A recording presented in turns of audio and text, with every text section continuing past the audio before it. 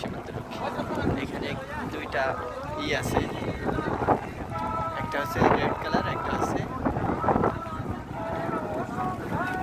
Blue. এটা হচ্ছে ইয়ের মানুষ জাহাজে ঘোরাফেরা করতেছে।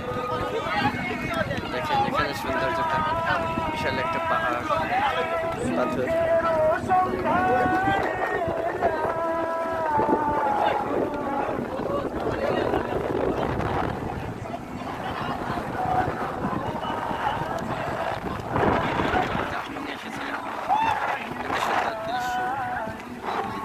আমি একা উপভোগ করবো কেন, আপনারাও দেখতে থাকুন।